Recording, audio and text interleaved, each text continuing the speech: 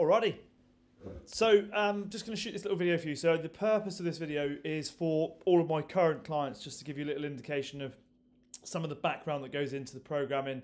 I've also been asked to, at this point while I'm recording this, to do a little podcast presentation in the next couple of weeks to help other people understand a little bit more about why or what some of the stages to a logical progressive program are, and some of the sort of problems that you can run into if you potentially just wing it. So for the purposes of those of you who are probably watching this who know me, I'm not going to spend a great deal of time at the start of the presentation, as I will do when I do it with an audience of people who perhaps don't know me, going through kind of my background. So just excuse me as I flick through the first few slides on that. But ultimately, this little presentation titled Planning Your Triathlon Training to Maximise Your Limited Time. Now, obviously being coached by me, you don't need to worry about that. However, this is probably relevant in terms of helping you understand that good communication between you and I, me understanding about your time pressures, any stresses you're under, is really, really, really important. And you'll see as we go through this how that communication is going to help me to have you have a great experience. Okay. Even if you're not involved in triathlon and you end up watching this video, it will give you a little insight into how planning a program and some of the distractions that may come across to people during that time just need to be thought about. So hopefully this will be a really insightful video, even if you're not a triathlete and you're watching this. Okay. Ultimately, we're trying to help you win. Okay, so it's not about a one size fits all. Yes, some sessions you may do maybe similar to somebody else, but equally it's about making sure that the program you're doing is working for you. Okay. Right, so without further ado, a little bit there, you'll see about me, which you don't need to know, or if you do, you can pause it and have a read through. A couple of the facilities that we've opened, and my commitment to learning there. Again, I'm not going to spend lots of time on this video going through all that, okay, and why I do it. So ultimately, what we're going to discuss in this little presentation, so this is beyond fat loss and body composition. Now, body composition and fat loss are a definite structure in the way that we program for people to do that, okay? But this is not what this presentation is about, so it's outside of the scope of this. So I'm not going to spend lots of time talking to you about how to train if you want to lose body fat specifically, etc. Now I will draw attention to is potentially in what stage of your training you would look to do that, okay? And we'll talk about how that fits in with the competition season. All right. This is about performance and progressing you towards your biggest goals, okay? You moving towards the things that you want to achieve, okay? And we're going to discuss timeframes that go with that. Periodisation is a term that sounds scientific, okay, but ultimately it's a process that we go through in some people will call it 6 stages, other people 5, and I'll go through them with you. It's a progressive and logical process that you go through, and we're going to talk about how that may look. And it's not just reserved for professional athletes. In fact, having a logical progressive program for somebody who's under pressure time-wise makes an awful lot of sense, because we haven't got a lot of time to be messing about doing things that don't really count. All right, all for having a bit of fun, doing other bits and pieces outside of straight down the line, training all year round, and you'll see how I discuss when we should do that later in the presentation. But ultimately, this is about making sure that make you the best use of your time, okay, and we get you the best results you can with the time and effort that you have available to you. All right. Being aware of informative but distracting influences, okay, and when to plug them in or not. All right. We're going to talk about those and how they may pop up and become distracting. How we build resilience through work and one other thing, okay, and we're going to talk about that. And why potentially just winging it is going to cost you more time than potentially you've already got. So I'm thinking about this. You're sat there, you're going, right, I've got a limited amount of time per day or per week to train, and I want to make the most of it, and this is what this is all about, okay? Periodisation. So it sounds scientific, okay? But the truth is, yes, it is scientific, but it also really is logical. Now, you don't have to understand the ins and outs of each phase and what energy system we're going to use. If you want to know that stuff, we can talk about it. But ultimately, what you need to know is that there's a logical progression, and periodization allows you to test, progress, and retest within that phase to enable you to then go away and make progress across time. Okay, it doesn't actually require any more time. Okay, it just makes your time well spent. You know, if you've got 10 hours to do stuff in a week, we're not asking you to do spend any more time because you're following a program. We're asking you to spend your time wisely. Okay, and that's what it's all about. It's not about necessarily spending more time. Effort in terms of time and energy. Okay, if it was just about spending more time and training harder, everyone would be doing it. Bodybuilders would be doing it. You know, Olympic athletes would be doing it. They just go and train more. But they know it's not about that. Professional footballers, rugby players, they all know it's about getting the most out of the time they've got and then recovering. All right, and that's what this is about. If it was just about me saying to people, right, go out for a 4-hour bike ride this week, 4.5 hour next week, 5 hour the week after, 5.5, then 6, then 7, then 8, you know, where does it end? All right, so we know that there's a limit to how much time anyone's got, and also what time is being well spent. Trying hard and obviously showing up is massively important. Okay, and I'm not knocking that at all. So please don't think I'm just knocking hard work. You know, what I'm saying is just work smart. Okay, and let's see how things progress that way. All right. This presentation, the context of it really is about triathlon. Okay, so you know, if it was just about swimming and running and cycling faster and longer and harder, then all of the pro athletes, all of the best athletes in the world will be doing that, and they're not. Okay, they're putting in volume because they've got time to do it, but what we need to do is help the person who's not a professional athlete maximize their time. All right. Now, there's a reason that within the program we have pre-seasons, if you like, mid-season breaks. Those athletes, those people who are successful, okay, who are doing really well, believe me, they may put on Instagram that they're training all the time, but they're having rest, okay, and they're taking little breaks here and there, okay. It may look like they're training all the time, but truth is they're having little breaks here and there. They're giving themselves rest days. They're having periods of, you know, more load and volume, but they're actually having periods of time where they're taking breaks. Okay, you know, if you think to another sport like football, okay, they'll quite regularly take mid-season breaks. They'll go to a warm country. They'll recover for a week. They might train, but they're going to be training at a lower intensity. Okay. Ultimately, resilience. Okay, big word. I know it's a big. I say not big in terms of length, but big in terms of its use these days. Resilience comes from periods of work and rest. Okay, so work and rest ultimately is where you get your results. If we just worked all the time, we wouldn't get results. If we just rested all the time, we wouldn't get results. Okay, if potentially we don't do enough work and we rest too much, we might not get as much results as we want. If we overwork and we don't quite rest enough, we might get injured that way. Okay, so it's about finding that balance between that to create resilience physically, mentally, okay, as we progress towards competition. Just to highlight some potential issues here with random selection of exercises, okay? So it's not just the same exercise session, the same day, or the same session every day for months, okay?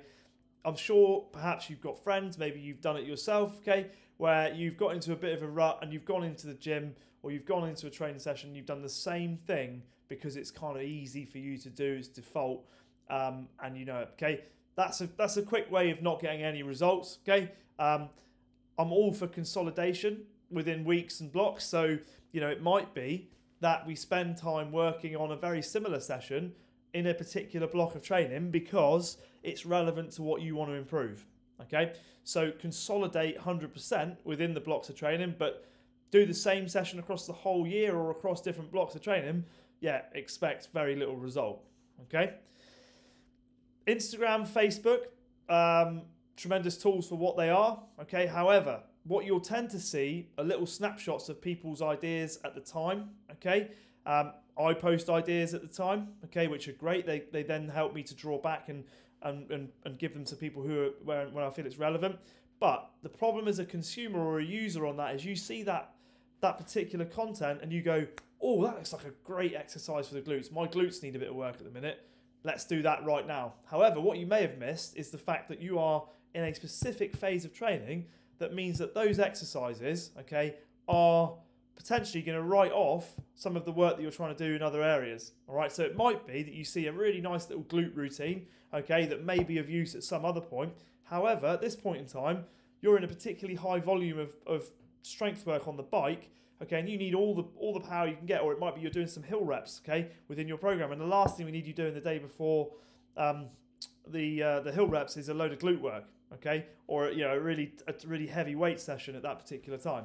Okay, so Instagram, Facebook, be very careful with what you obviously you can see what you want to see, but whatever you take on board from that, be really, really careful with that. And it's not to say there's not good content there, because there are some really good coaches sharing some really good content amongst those mediums, but we need to make sure that we're using them at the right time. And as well on that, I suppose I made a note here about bodybuilders, MMA fighters, dancers, CrossFit athletes.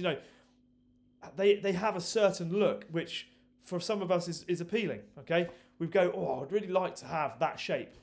But remember that those aesthetic goals are often a result of a periodized, progressive, performance-based program, okay? And the aesthetic look that comes about from that is really as a result of a commitment to following a process that enables them to perform well, okay? So that's my little message to you. Be very, very careful with looking at those and going, oh, I want a bit of that, and then thinking, oh, okay, so the MMA fighter put up a sequence of exercises that he did during his training, and suddenly you've gone out and done that, 3 weeks before a big event, and you're wondering why you're aching like crazy in what should be the main part of your build up to the program, whenever that might be. Okay. Just a little thing here. I'm obviously very passionate about strength training. I understand the benefits of it. I've seen the benefits of it. I'm an advocate of strength training, 195,000%. Okay, it's amazing when used appropriately. Okay, however, we know that as part of the process of getting stronger, okay, you're going to break down those muscle fibers. Okay, and without going into lots of detail, essentially what you're doing is you're creating little micro tears within the muscle tissue. Okay. Your recovery then helps you to build that back up, layer it up, and grow those muscles, okay? Not necessarily in terms of absolute size, but in terms of strength as well, okay? So we've got to be very careful when we choose to do these type of exercises that leave you really sore, okay? And we're going to talk a little bit about that later on as well, okay? So there'll be a time during your training program, potentially, where we decide that we're going to do more strength work or place more emphasis on these things, okay? And they will tend to be away from competition, or they will be away from competition, and priority competition in particular. Okay, so there may be some competitions that fit in within your program that we go, okay, actually, do you know what? This is going to be a practice race, and we're just going to train through this. So you might be a little bit sore, as a result of the week's training when you head into that event. Okay. What we've also got to do, remember as well, is along that is we've got to look at this bunch of exercises that you may have compiled or people compile. They just randomly pick out exercises, and again, I want to be really clear, I'm not criticizing anyone for doing this, but this is what happens, and it's reality, and it's the truth. Pick a bunch of exercises, okay? Are they actually relevant to what you're trying to achieve? Yeah? So I might be in an off season, okay, and what I might be trying to do is to build general strength, okay? In which case, general strength exercises might be useful. However, I might be in a period of training where I need specific strength for the very things I'm doing. So it might be that I want to improve my mobility in my upper body or around my hips, okay? And I want to improve my strength in my hamstrings. So me going and doing bench press may not be the best thing for me to do at that particular time. Okay, that's just one example. This transition area that we're going to talk about, or phase, transition, or this phase of training which we call GPP, which is general preparatory phase, okay? We're going to talk a little bit about that. Those are the potential times where we can put in those other exercises and enjoy them and do the things that we haven't done for a while because we've been focused on our, purely on our performance, okay? Last thing on here, the issue, remember we're referring back to the issues of random selection in terms of training. Recovery is built in, okay? So people, when they randomly select things, unfortunately what happens is you can end up overtraining in one area, okay, without recovering properly to then go and do it better the next time, or consolidate what you've done. All right, I've seen it. I've seen it recently. I've seen it. In other times as well. People starting their strength training. Almost straight after the day after their main race of the season, they've just battered themselves in a race or a competition, and then they've gone straight into strength training the next day, and this kind of don't get me wrong, good intention, but it's misplaced because we're not going to get the same results by allowing our body to recover, central nervous system to recover, and then going straight into a strength session. All right, so that's just one example. I'm sure you can think of other examples within, perhaps, you've done your race, you're itching to go for a run because you love your running, and you've gone for a run a little bit too soon and just not allowed your body to recover after that. So recovery is a big part of this whole thing. So what we want to know is how we're going to peak at the right time. How do we structure the month so that when you get to your big day that you're peaking at that point? All right, we want to know about that. So we're going to talk a little bit about that now. If it was just about working as hard as I can for as long as I can, and I'll see where I end up, it doesn't really work like that, unfortunately. If you try and work as hard as you can for as long as you can, there's one place you'll end up, and that's not on the start line. Okay, so if it was just as simple as that, I wouldn't be a coach. There would be no job, and there'd be no role for a coach in that respect, because you just go out and tell people to do more. Okay, if it was just about that, everyone would be doing it, and it doesn't work. The great thing about periodization is it helps you to remain focused and inspired because you have a variety and you have progress within your plan, and you almost break it down into manageable chunks, like you might do a triathlon in itself. So swim, bike, run, you might go, oh, well, okay, so I know I've got 1,900 meters, or I've got 1,500 meters, or I've got 3,800 meters to do today. Right, it's a triangular shaped course. Okay, I've got to get to that far buoy. Then I'm going to go to the second one, and then I'm back in towards home. So you break it down. Same way as you might do this here, or it might be an out and back bike route. Yeah, right. First 15 kilometers, first 90 kilometers, whatever it might be. I'm focusing on making sure I'm breaking down the process as we go, and that's what periodization enables you to do within your whole of your training program. Okay, what it is it's specific blocks, but it helps you to link them across. So we do this first to build up the ability to do the next bit. We do this next bit and to enable us to take it into the next phase. And we move it logically along it. So they're all linked in a logical way. All right. And what it also enables us to do is it enables us to kind of layer in the components of fitness. Okay. In a minute, I'm going to show you a diagram of almost like a pyramid of how this all fits in. Okay. It enables us to build a big base. Okay, we have a base of fitness that then allows us to build on top of that, okay, rather than just little fragments that we're trying to pull together, which are a very shaky base. And, unfortunately, 9 times out of 10, that's why people get injured, because we haven't done the groundwork to help us, okay? All right, obviously there are exceptions to all of this, I'm sure. Talk a little bit about peaking at the right time in the context of our A, B, and C races. So, for those of you who aren't necessarily aware of this, the A race is your main focus for the year. Okay, you might have 2 of those. Okay, you may even have 3, but I doubt it. Normally you've got this big focus, and you may split your season in half and have 2 A races. Absolutely fine. Okay, B races, those that maybe you want to test your fitness, you want to see how you're doing, you use it to then gauge your what you need to work on next. Okay. And then we've got C races. So the C races are really about making sure that you have something maybe to aim towards within different phases of training that tend to lack competition as such. Okay, so it's almost, the C races are there to enthuse us. It might be that they're relevant in terms of sport, but perhaps not necessarily in terms of overall end goal. So it might be a C race near the start of the season. Okay, which might even focus on a shorter distance aquathlon or duathlon. Okay, so you've got the right sports in there, but not necessarily the distances that you're going to do later in the year. But a good opportunity to get out there, put a number on your back, and enjoy yourself. Okay.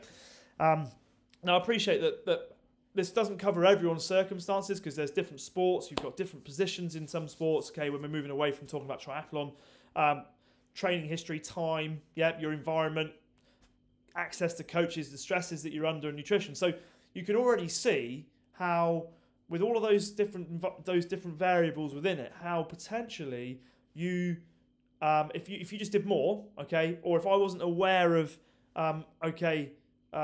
Jimmy, he's particularly stressed at the minute, got a lot going on at home, and I just write him a plan that that's got far too much intensity in it, okay, then we're going to have a problem. All right, so we've got to manage people's stress load. And not to sort of digress too much, but if you imagine a stress bucket, Yeah, and in that bucket, we put in our layer in our stress. We've got a tolerable amount of stress that we can just deal with, and we can push just above and below it. But when we go too far, that stress overflows, and we need an outlet. So that may be a physical outlet, that may be an emotional outlet. Okay, we need almost a tap in the side of that bucket to allow some of that stress out so that we can then go again. So managing stress, okay, is a huge thing. A little bit outside the scope of exactly what we're going to talk about here on this presentation, but you can see how, more is not more necessarily all the time. Okay, and if it was, everybody would be doing it. So putting it in perspective, what we got here is this little pyramid. So I mentioned earlier about this kind of base idea. So we've got the general preparatory phase here, or what some people may call pre-season. The second phase, if you like, is an extension potentially of the general preparatory phase. Now, some coaches will call these phases different things. Okay, this is just the way that I, over the years of coaching, have interpreted the different phases and used them in my systems to help my clients. Okay, so if you want to call them something different, absolutely fine. Second phase, general preparatory phase 2. Okay, can start to become slightly more sport specific. Okay, maybe even slightly more energy system specific. So it might be that we've identified that one of our clients is a petrol engine, and we need him to become a bit more diesel because he's going to go for his longer events this year. So we might start tapping into some preparation that helps him or her become a little bit more conditioned to what we know he or she needs to work towards. Okay, and that happens with discussion and testing. So it's not like we're just guessing that. Then we head into the third phase, which is the specific preparation phase, and we're going to talk a little bit more about these as well, and how they look.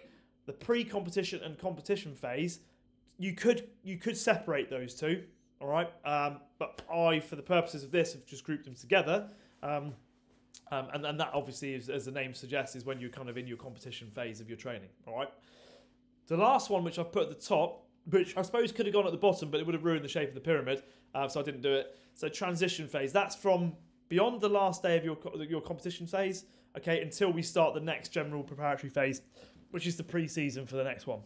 Okay, now, I'm going to make a point here. This is not reserved, again, I've made it at the start, just purely for professional athletes. This is why, if you understand this a little bit, you'll see why, if I'm coaching you, why this is the way we do things. And if I'm not coaching you, at least you'll understand why you maybe need to look at this way of doing things so that you don't end up just wasting your time and doing the wrong things at the wrong time of year. All right? So the 5 stages, this is just a pyramid just written slightly differently. So we go from the top. So transition phase, between seasons. The general preparatory phase is kind of your pre-season. If you imagine general preparatory phase 2, more sport specific, more energy system specific. Okay.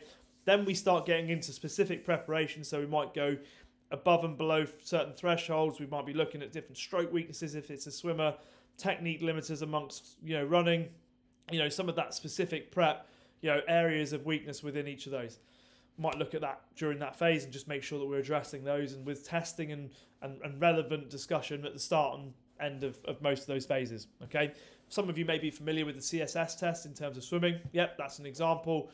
For biking, it might be an FTP test. Yeah. It may even be something a little bit longer than that, depending on what our main goal is. So we may even be looking at things like cardiac drift and those sorts of things over longer periods of time, if this is something that's more relevant to you as an individual. When it comes to pre-competition and competition, okay, and also for running, it might be a 10K effort. Okay, it could be a 20-minute timed effort in there. Okay, different tests you can use on running, lots of them. And if it's something that's specific to you, and if your limiting factor potentially is your aerobic efficiency, then maybe you're looking at other systems, including things like the Maffetone systems. You might look at your efficiency over a certain distance, over a certain time, at a certain percentage of your maximal heart rate to make sure that you are becoming more efficient as an athlete. Pre-competition and competition phase. Okay, this can actually be quite long. So for some people, if you think about like in different sports, perhaps I always like to draw reference to different sports because heaven forbid that we should become so blinkered and only think about one sport, because there's lots of other things that we could draw reference from, particularly as coaches. We look at the pre-competition competition phase of things like football and rugby, yeah, much more extrapolated, okay? For some athletes, their competition phase seems to go on for a long time, yeah? They seem to be competing quite a lot, but believe me, even the best ones in the world will have A races within those competition phases that they will be targeting, and other races within that they're not such a priority, okay? It can be down to one day, yeah? So it could just be like one big day in the year, okay, that you've got yourself lined up for, but it could be a few different competitions across a longer time. So you need to think a little bit about how and when you plan these in to get the best result. And that's why it's always good as an athlete to discuss this with your coach, like I'm coached as well. So it's always good to have that discussion with your coach so they can help you make better decisions, so you don't just, dare I say it, randomly pick ones out because you like the look of the beach. But that's not a bad, it's not a wrong thing to do either. If you like the look of the beach, just plan it in accordingly. So how do we start the process? Well, I'm talking to clients, I'm talking to athletes, and I'm talking about to them really. One of the things I'm asking them in the initial thing is, okay, so we've got like a form that we ask people to fill out. It's like, what's your A race? Like, where are you? What is it you're aiming towards? Because you wouldn't get in a plane and take off if you didn't know where you were going to end up. Well, you might, but which would be quite fun. But truth is, most of us, when we get on a plane, we know where we're going. Okay, so what we want to do is we want to almost reverse engineer the journey. Okay, so we go, right, okay, so the main race here is in September, okay, or October, and we reverse engineer that journey, okay, and we work our way backwards from that. Within that journey, we're looking at constant adjustments based on your own recovery, your improvements, stresses, the data, okay, and we don't need a lab to carry all this out. We ultimately, we can use resting heart rate, okay, we can get that now nice and easily from wrist heart rate technology, which whether you believe that's good or not is up to you, but you can also use your chest strap. Heart rate variability. Okay, we're not going to go into loads of detail on that today, but this is all good data to help you understand a little bit more about yourself. And you've got to become a master of your own personal observation really at this stage, because you know your body better than anybody else. And we can take some of the guesswork out of the process if we use this data carefully. If you're genuinely knackered and you can't, and you don't see a way that by training you can gain. I know this is something, if you can't gain, don't train. Said by somebody else actually, a guy called Phil Richards, who I've studied with. He said it. Now, the sentiment is great, but ultimately what I personally believe is that we could find something that would help move us forward. So it might not be our hardest session, it might not be our most intense session, but it might just help us unlock. So it might be that you go and do some mobility stuff instead of going out and doing, your really hard interval session running, because you just feel like you've been sat in the car for too long, your hips are a bit jammed up, and you could just do with a bit more movement today, and then save that session for a different day when you've unlocked yourself and you're away again. All right? So constant adjustments within the process based on data and also personal observation is a great way to go. Looking at data and not drama, okay? I've actually recently taken on another coach as a client of mine, and one of the things I remember him saying one day was that, dealing with data, not drama. And it's always stuck in my head. I thought it was really good, actually, and so it's quite interesting now that I'm going to be going through this process with him. So data, not drama. So using tests and knowing your numbers, okay? So knowing your numbers at the start of a process, okay? Really, really important. So knowing those numbers at the start, writing them down, making sure your coach knows about them, okay? Obviously really, really important for planning. Okie dokie. So I've shown you the pyramid. So let's look at this transition phase. So you've just finished your last competition of the season, okay? We're having a little bit of a rest period. We're recovering maybe from a few niggles if we've got any. We're going to work on restoring the body. Maybe it's some range of movement we've lost because we've spent lots of time on the bike. Okay, and again, if we think of other examples, like I work with a lot of sheep shearers. Those guys spend a long time in one position. Okay, there are an awful lot of physical labour jobs where you spend a long time in one position. So you will gain range of movement one way, but you'll lose it in another. So what we look to do during this time is address balances and imbalances. So when I'm coaching clients and I take them on initially, some of our focus to start with is on making sure that we work on the areas that we highlight within their movement screening to help them move forwards and prevent some of these things from happening. Okay, again, so if they come to me and they've had a history of injury, I'm really interested to see the way they move and the way they're moving right now, so that we can then actually help them move forwards. Okay, so this is about building a bigger base. This is what this is all about here. So in this transition phase, we're moving between seasons. Okay, we may choose to do a little bit of conditioning work, but it's going to be lower intensity, less structured, more social. Okay, I've written 2 to 4 weeks, but 2 to 6 weeks, if you've had a tough season, you've got a lot on, it's not the end of the world. Okay, just nice and steady, chill out, go and do some other bits and pieces in between these 2 seasons. Okay, invest in some therapy if you need it. Okay, and, that in this instance I'm referring to physical therapy if that's what you need. Okay, and maybe do the things that you missed out on due to your schedule. People make sacrifices to get to where they want to get to. Okay, so if you've made sacrifices and other people have maybe made sacrifices for you so that you can achieve that goal, this is a time to be a little bit less selfish and help them, okay, by maybe doing some more of the things that they enjoyed doing. And I'm all about that, okay, helping your base of support. Okay, this is what this is all about. So within this bigger base, it's not just about you, it's about your support network as well. You might go to weddings and parties and dinners and where maybe you've held back a little bit because you've got a race the next day or in a week's time, you're going to let go a little, yeah, and maybe enjoy yourself, okay?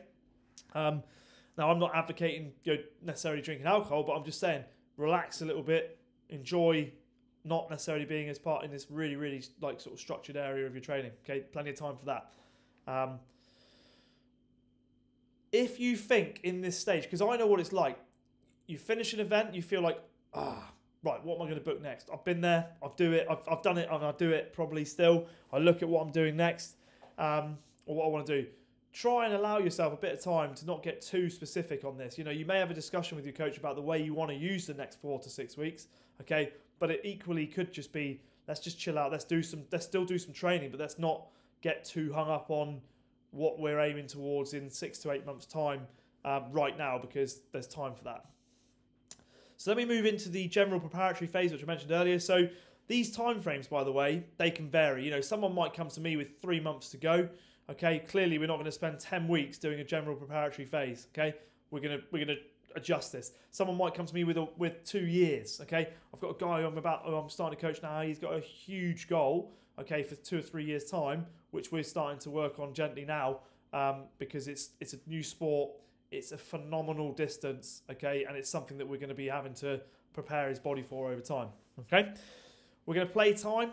We're going to have play time. We're going to mix up the social elements, maybe even mix up the sports. Okay, in this occasion, so it might be that you have a particular social network that play a particular sport on a night of the week that you haven't been able to do for a while because you've been doing other stuff. It might be that that's still in the early stages of this GPP phase, still in there.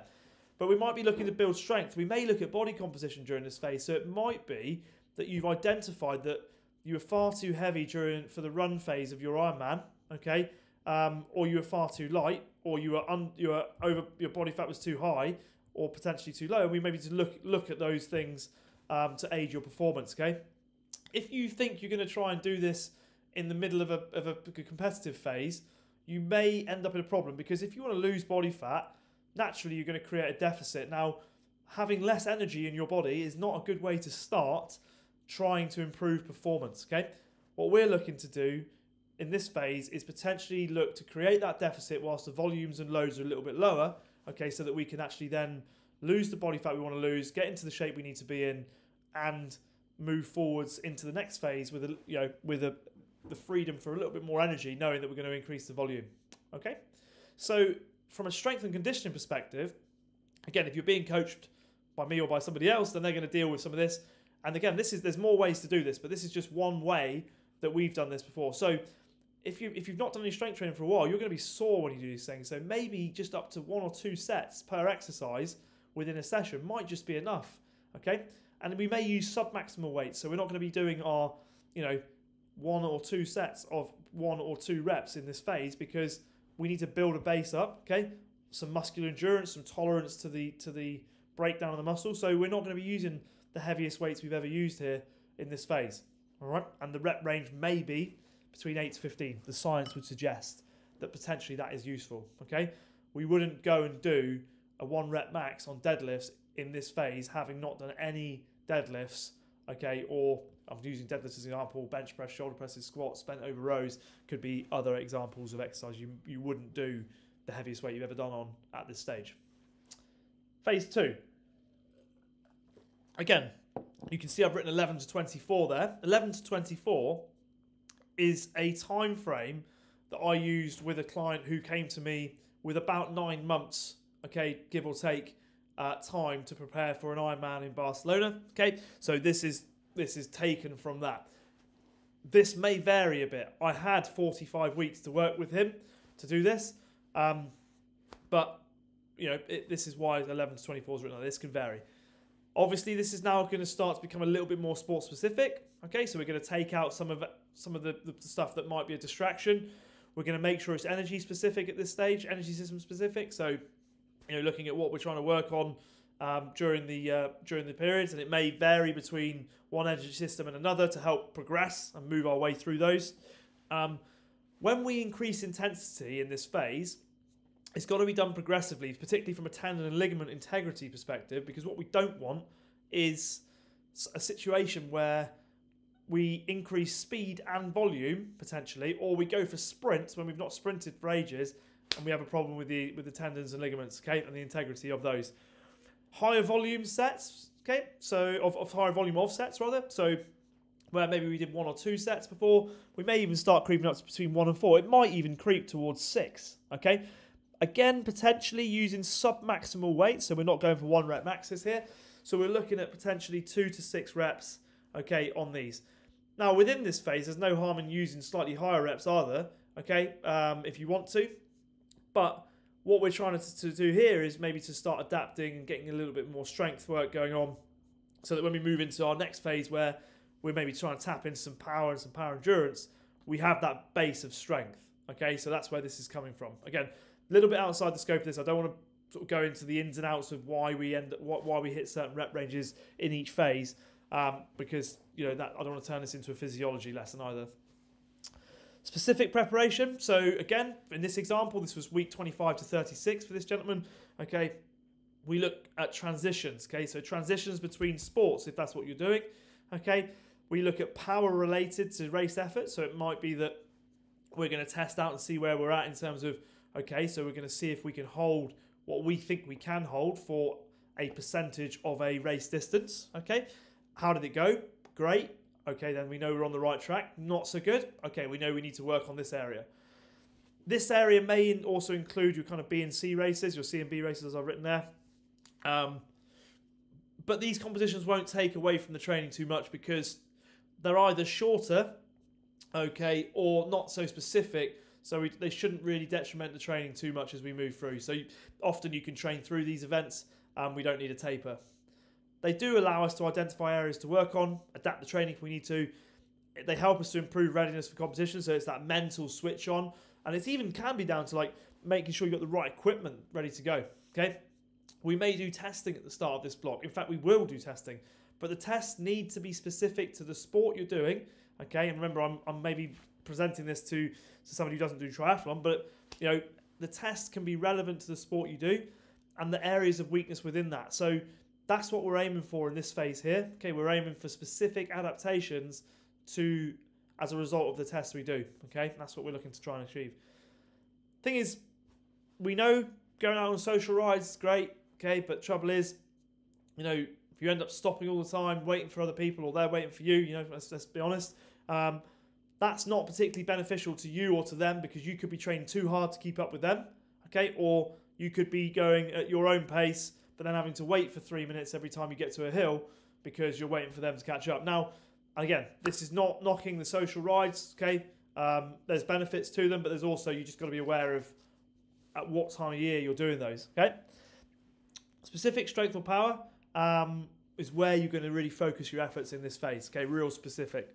Relevant power on and off the bike, in the pool, pacing, etc., etc., okay? Challenging your anaerobic threshold, because if we can move that anaerobic threshold up a little bit, maybe it's going to enable us to use oxygen for longer, okay? Tap into fuel sources that we may have in more abundance, i.e. fats, not carbohydrates, because there's a limit to how many carbohydrates we've got, and there's also maybe a slightly higher fat store. So if we can chew a few more fats, okay, for longer, potentially we're gonna then be able to hang on to some of that fast energy we need in the form of carbohydrate later on. We may also, during this phase, if we're doing swim, bike, run, we may switch between things. So it might be what we're trying to do here is like shunt the blood between two different areas of the body. So we've done sessions before, swim then bike, and use the bike indoors on a turbo. Yep, outside, back into the pool again. Do that if you've got the ability to do that. Great. The other way around, bike and run. Yep, bike, run, bike, run, bike, run. Yeah, and use that way of shunting the blood between the two. Yeah, and if you're doing a duathlon, then that's a great way of doing things anyway. Okay, duathlons, aquathons, time trials fit into this phase too. Okay, as well. If they're relevant to what we're working on, and triathlons as well. If we want to work on our transitions and bits like that as well. In this phase, we may look to start working our strength work may sort of reduce slightly in terms of volume, but we may work on power endurance, okay, which is relevant to what we're trying to achieve towards the end of this, okay, this phase here on the other bits and pieces we're doing too. So, it might be that we're doing, we've done some Olympic lifts potentially during there. We might have done some power cleans. We might have done some other bits and pieces, and we're coupling them with exercises that are power based. So we're looking at maybe, things where we move, relatively lightweight quite fast, okay, so force and speed might be relatively heavy but low reps and do it fast, okay.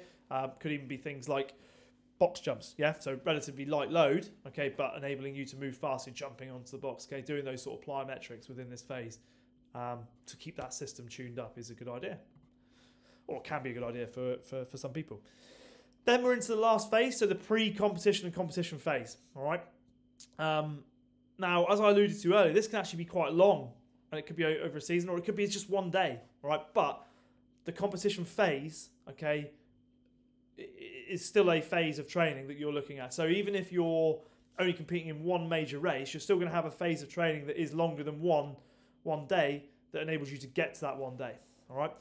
We're aiming to peak here, okay? So there will be specific high volume weeks within this phase, and specific lower volume weeks within this phase, okay, and on other weeks.